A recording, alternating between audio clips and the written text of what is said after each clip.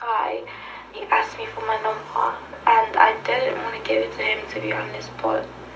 he just kept asking like consistently, so I just gave it to him. And now he won't stop spelling my line. Like, I don't even know what to do. It's like he's talking me, like he's calling me so much. I don't know what to do, bestie.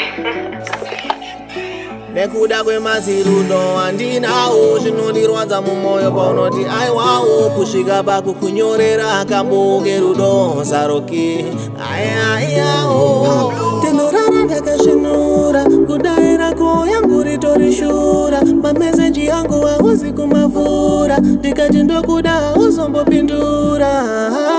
pamwe uchandida kana chinhu zvangu zvitinge zvakufaya uchandida zvitinge zvakufaya moyo wangu unenge waritaya pamwe uchandida kana chinhu zvangu zvitinge zvakufaya pamwe wewe zvako zviri kufaya aiwainita yazandatiraya pamwe uri kufara pamwe uri kufara asi ndaida tingofara pamwe uri kufara pamwe uri kufara pamwe uri kufara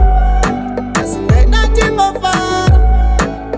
pamwe uri kufara manya kunge gonzo tongo dzangu swera newe kwetena na jonzo janiko iyeye ari kundidyira gonzo pamwe ari kumberi kwangu kunge mudonjo tewandida tararama chilavi chocho takwembira komalafa kesi yejojo aunapasa nene aundipfugamire pamwe uchandipfugamirana nemari wakundipa blojo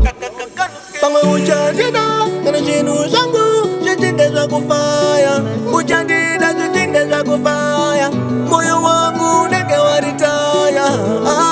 pamwe uchandida kana chinhu zvangu zvitinge zvakufaya pamwe wewe zvako zviri kufaya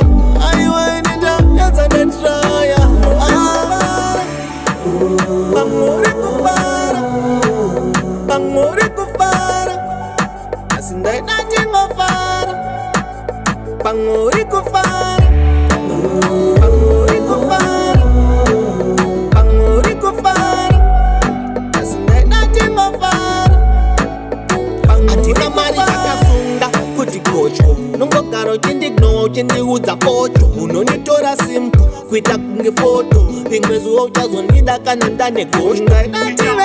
epi ndiudze ndichafamba ipi stepi vanhu vachindiona ndega ndiri munzira vachiti mumwe wafakenda nepi pamwe uri kufara uchandida